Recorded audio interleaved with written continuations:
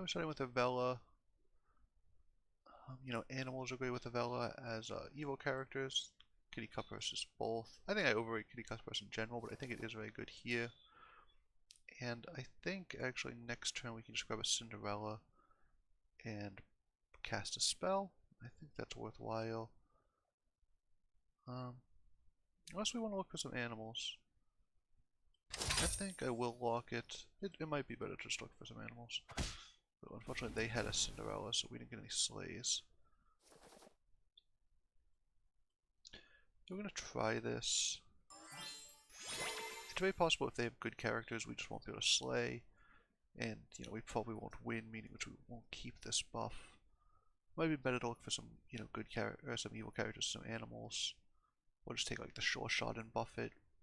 Have a good chance of keeping it there, but it doesn't really fit with any of the themes we're likely going for. Evella is one of the characters I do tend to force certain themes most often because her ability is so strong in the early game.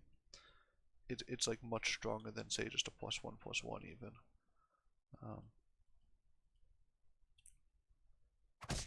Okay, well, they did have a 2/2. It just wasn't the one we didn't get the attack on it. Okay, so we're definitely gonna take a cat, and then we will take a Humpty and transform it into an evil character. Probably not the most interesting of our evil characters, but we did get to cast a spell.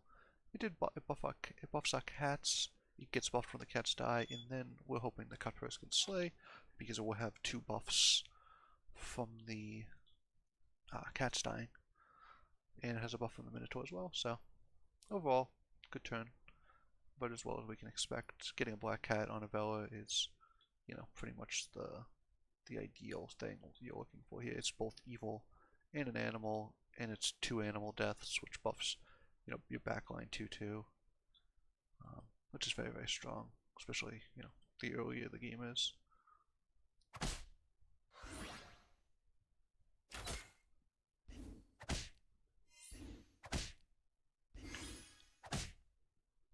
We will lose this fight, but as you can see, it was very close, even though they started off with a 10-10, and our biggest thing was I guess the 5-1. So I think we're going to take a little damage here and grab a Shadow Assassin and a Forbidden Fruit.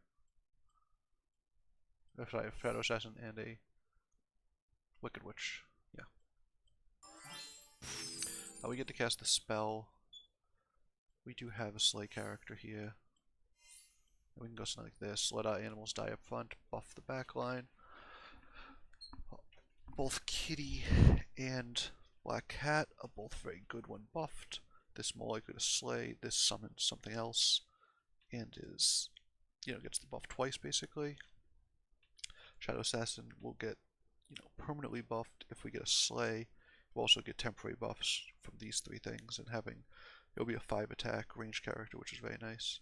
You do tend to want your range characters on the left, but in this case we do need to be able to buff both those characters. Okay, well, haven't got lucky so far, unfortunately. They have a lot of supports. It's pretty wild. I think we'll win this fight though, so they won't get to keep their buff. Unfortunately, yeah, we didn't get, a slay buff. Yeah, I think what we're doing is pretty straightforward here. Like this as well. We're just hoping to get some slay buffs, right? I do wonder if this makes more sense. We get to put our slays first. But we also, okay, instead of this character, we'll just put this one. There we go. Should have been easy enough. And do we want to cast this on the next turn? Yes, I think we do. Because I think we've been losing a lot of fights, so it does seem like we're weak, but I think we might be close to turning the corner, especially if we can get a buff or 2 on these things. So we have a slay character that might be able to slay by itself. Then, we still get to buff the 2 things we thought were great to buff. And we get the Shadow Assassin to attack before the Wicked Witch, which does increase our power meaningfully. Because, if they get the first attack on your backline, it doesn't matter that your character's are ranged, but if you get the first attack, if you spend your first attack with a Wicked Witch, that's sort of a waste, but if you get it with a Shadow Assassin, it's very, very good. But we do not get any slays. Okay, well that's certainly not exactly what we were looking for.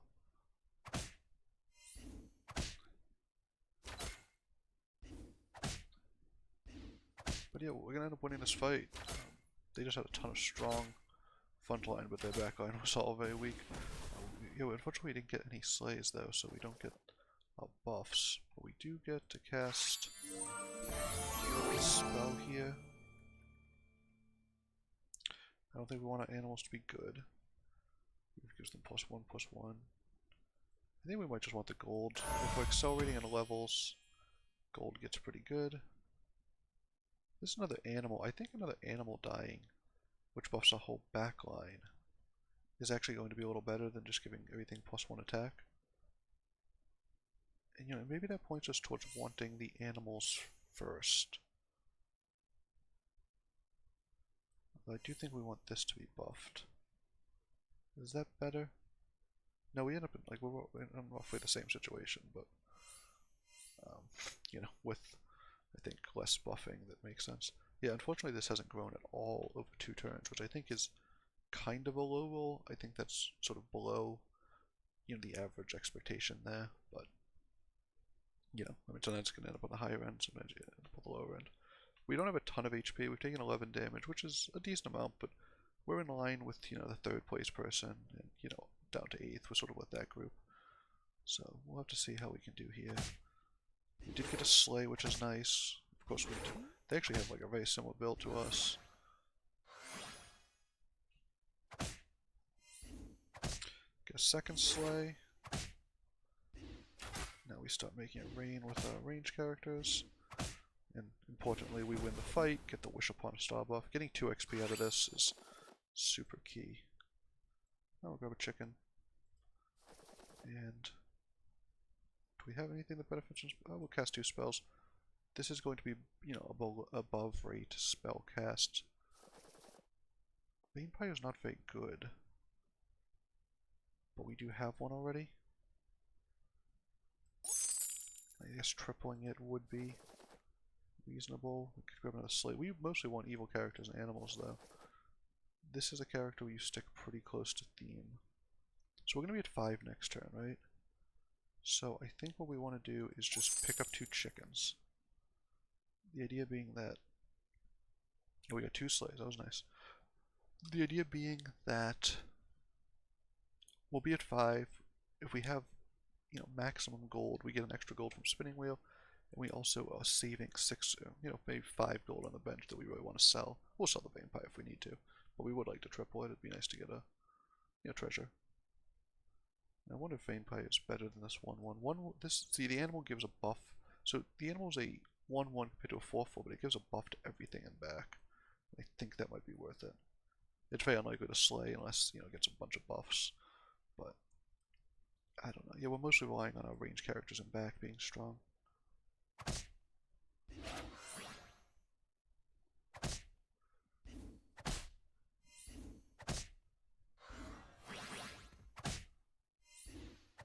Oh, we do get a slay, okay. We take those. And I think we win this fight, actually, because they have weak characters attacking, and then we get our ranged characters back around.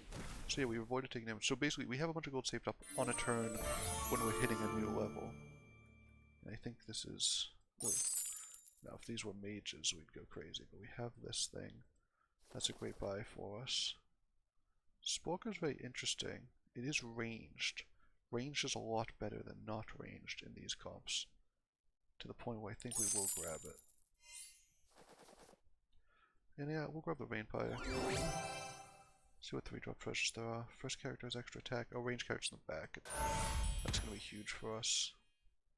And is it worth it to sell, you know, a couple things for like a book or a sea terror? I mean, we could sell 5 gold worth to buy one of these. How good is that? Huh. I mean, book's very good. It would help us win immediately. I will put it right here, I guess. Sea Terror also gets 5-drop treasures. but we do give up a bunch of gold. I think we save the gold, honestly. I think the cat is actually not much worse than, you know, the book here, because we get 2 buffs out of it. We have nice range characters.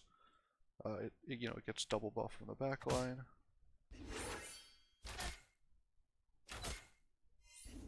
So Cupid's always very strong, but having it attack a range character is actually not super bad. It's not great, but it means that the characters don't kill each other, they just sort of, you know, do regular damage.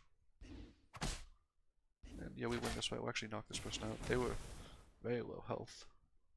You know, we were, I think, you know, I thought we were a little low, but they had really struggled, it looked like. So Mummy is the type of 5 I really do like, especially at this point in the game. We've gotten 2 extra XP. Are we supposed to do this? Yeah, I think we'll do this because it's basically free. It costs us 2 gold here, but it does buff everything temporarily. Oh, buffing slays is really interesting, because it really helps buff, you know, a backline. Huh. It, you know, helps buff our shadow assassins. Problem we're having is we're running out of room here. We have to go like this. Cast a spell, and I think we actually just want to cast a mummy instead. And it might be time to, yeah, I mean we have 2 slays. Is it better to have a Sporko in here? Pick a Sporko right here. We do lose out on the growth from the Shadow Assassin. I don't know, that's tough. It's tough for me to tell. We're at level 5, so we got 2 XP. It looks like everyone else, what, at least 1, because they're all at level 5 also. Right, yeah, everyone except Geppetto. And if we win the fight, we get a for glory, which is nice. Actually, the thing about winning the fights is you need to... Wow, that was the one thing we couldn't kill. Okay, this is going to be sort of a mess, but I think it favors them. Yeah. So them getting all the health buffs, obviously, means that they are, you know, they survive mummies better than we do. Most of our things died to the mummy, whereas most of their things survive. I think we'll cast a free roll, looking mostly for characters here. We'll grab one here. We'll triple this. Makes it a little bigger. It's basically free. And I think we'll just stick with the freeness of it. Grab a chicken for now. So these are some nice animals that would be interesting to explore, because you don't actually need evil animals. It looks like you do, but you don't actually. And, you know, because they still buff the evil characters. So I think these 2 are actually worth trying to figure out how to get. We'd have to sell 3 things. I think we'd be selling Vampire at this point.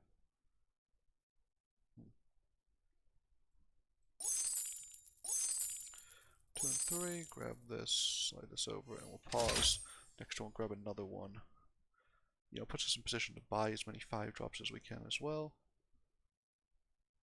This isn't likely to slay with only 6 attack, although, you know, you can see off. So we have a very low attack board because we have a lot of spawners. But, sorry, low health. I keep saying low attack. Okay, well, it definitely won't slay if that happens. This thing getting to attack is trouble. Yeah, we keep running out of Fairy Godmothers, which are really good against our mummies here.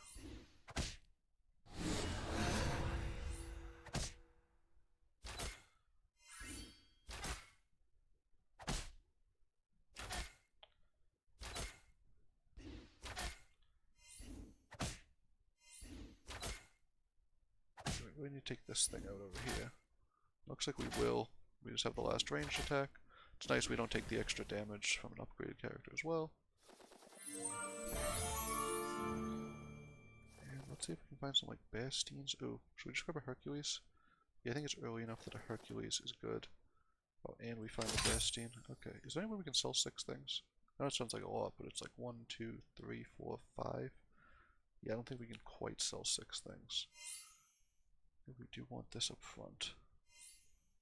I think we're off of the Shadow Assassins at this point.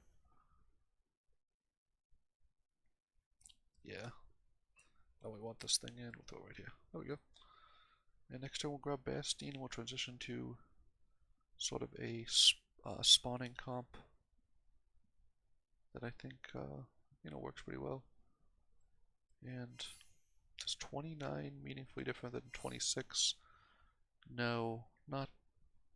It doesn't matter, but I don't think it super matters, which is what we're worried about here. It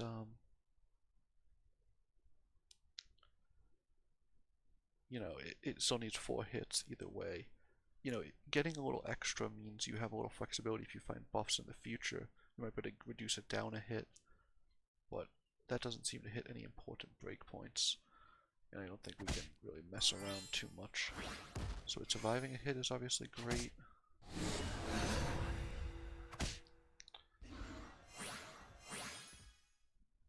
Surviving 2 hits is phenomenal.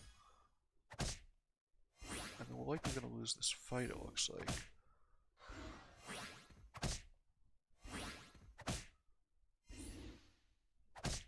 But yeah. Well, we do have some range characters kicking in now.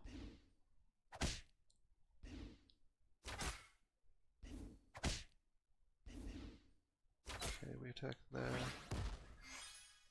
Oh, yeah, no, they get a... no, actually, do we win this?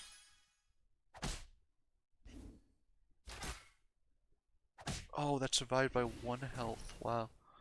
That made us take 7 damage. That was really tough. Okay, well, let's sell some Shadow Assassins, grab a Bastine. I don't think we want another Mummy. I think Mummy's on its way out, unfortunately.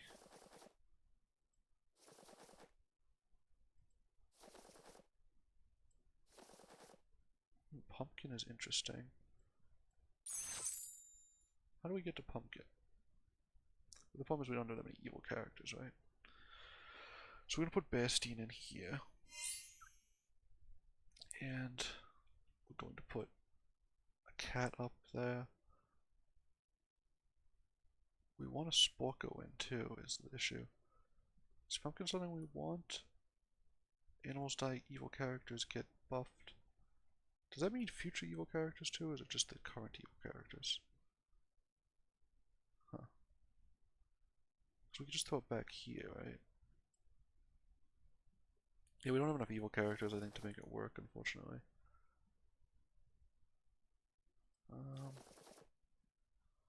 Some monster buffs.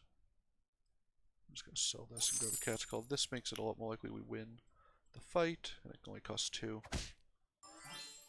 We'll get a 6-drop next turn, although this is actually a very tough board for us. That was a really important kill there. Oh, that thing getting buffed is really tough for us.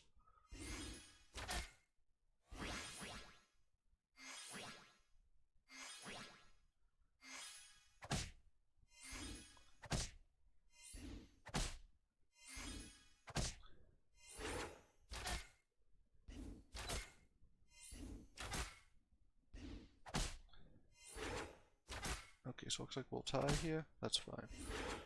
They had a strong board and we sort of had a goofy one.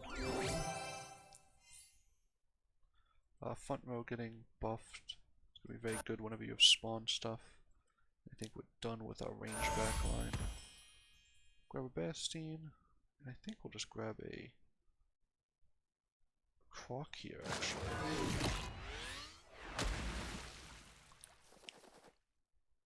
Wow. We can't get Bastine this round, unfortunately. But I think we just want to buy 2 of these next turn. Getting 2 new treasures is huge. It actually consolidates some space for us too, which is a big deal. There's no way we want to sell 5 things. We'd have to sell the bow. Yeah, okay. Let's hope we survive this round, and going to next round we'll be stronger. I guess it makes sense to move the Hercules, who is already strong, and just put the things that spawn the most in front of the Sporker. Remember, this is 4 different characters here. This is 3, this is only 2. So my understanding of Bastion 2 is that even though it says double and double, what it actually ends up doing is plus 100%, so tripling it retains the effect. It doesn't reduce it from 4 times to 3 times.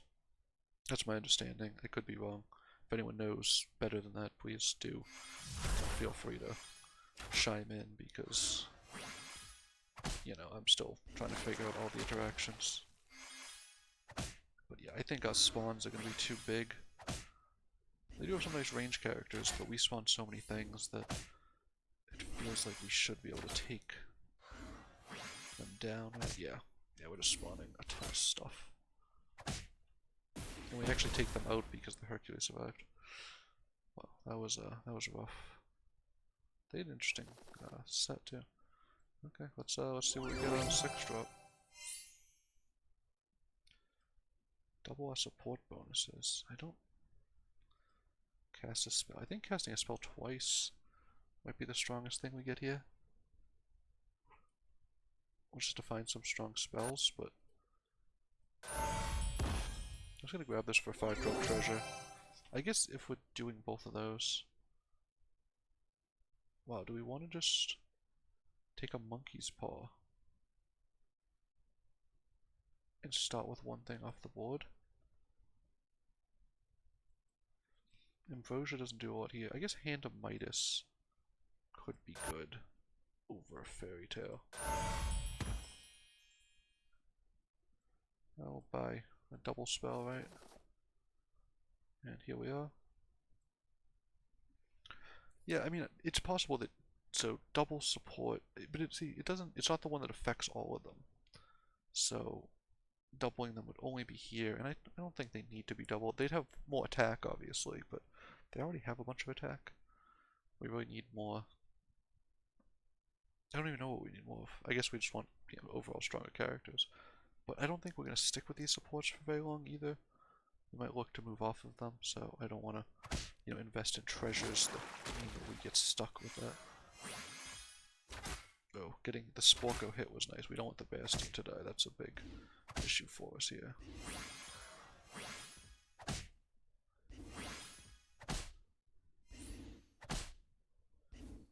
Wow, yeah, their board's just crumbling. And they're at 1 health, so they'll be out here. And it looks like, yeah, the rest of us are all pretty healthy, so we'll have to see what happens there. We get 2 6-drops off of this.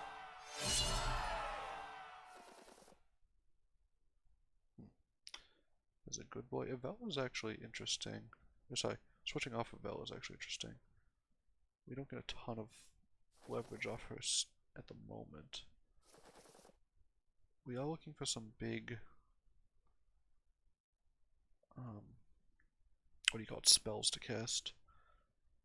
Pumpkin do anything yet? You know, remember, everything we buy is upgraded. Until you remember, I just forgot, that's why.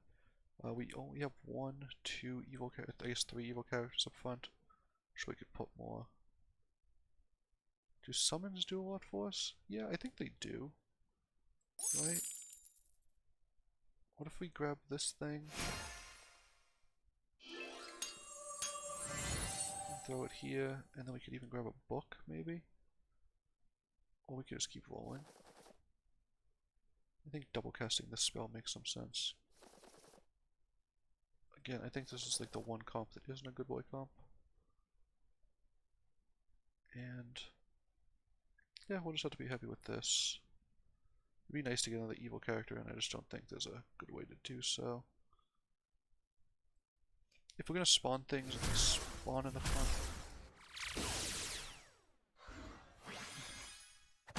Oh, that was lucky. So we want to make sure we take these things out.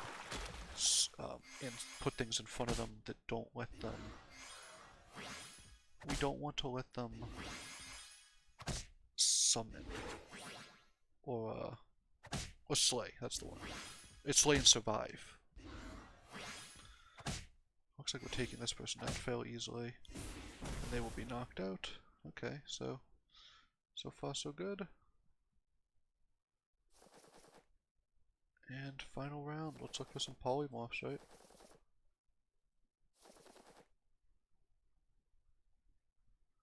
Dragon is not uninteresting, but I don't think ultimately worth it. Nor is this.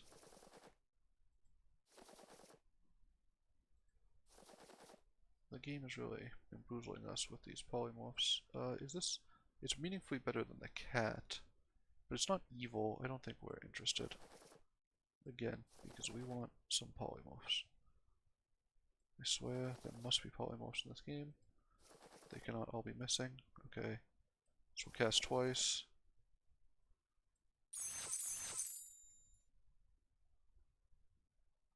Yeah, we don't... Even disintegration I'd settle for? I feel like I'm bargaining, but... Why can't I cast this? Oh, I don't need gold. Sell for gold. Nice, disintegration's amazing here. And I think we want to pause for the Echo Wood. It's going to be better than most of our stuff, but we can't quite sell enough to grab it. It's really good. Anytime you have Bastine with some baby bears and stuff, it's going to be really good.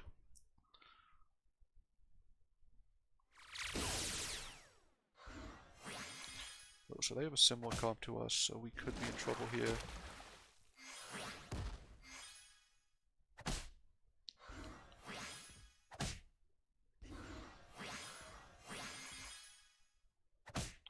Yeah, I think, so they have advantages. Well, the supports don't really do anything, right? I guess it does a little bit off this. The real advantage we have is that we do have a pumpkin spawn eventually in our backline.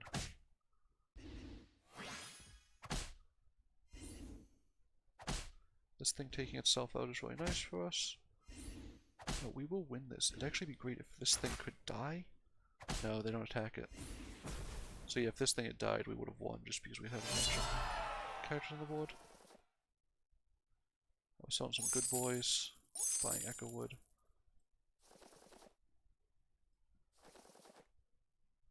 We'd really love a polymorph still. If we could afford that, that'd be okay. I'm not going to cast silly spells here. Oh, I think this is definitely an improvement, right, over what we were using. And I think, do we want to throw this up front at this point and throw the Echo Wood in back? Or is this not something we need anymore? I think is it like this? Assuming that the first spawns are so weak that it doesn't matter. I think having a ranged character in the back is nice also. We can sell this too and we'll... Give that a little extra help. I don't know. They had a strong board. They could definitely take us down. It looked a lot easier last round than I think it really was. Okay, so they now have an Echo Wood, as do we, but I think theirs is going to grow a lot bigger.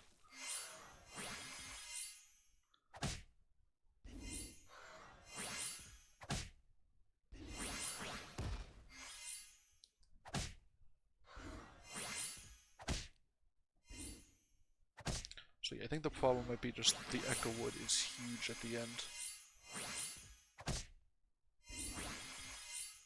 You know, probably like 800. Well, the Oz has 1,000 attack, so as long as we take out everything else, attacking their front line should be nice.